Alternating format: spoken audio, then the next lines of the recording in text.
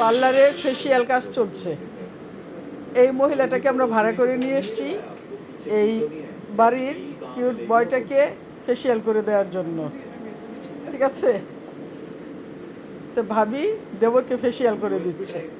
কালকে ঈদ উপলক্ষে তার দেবরকে যদি কিউট বয় না দেখা যায় আর চেহারার ভিতরে যদি গ্লেজ না আসে তাহলে কি হলো নাকি? ঈদ বলে কথা।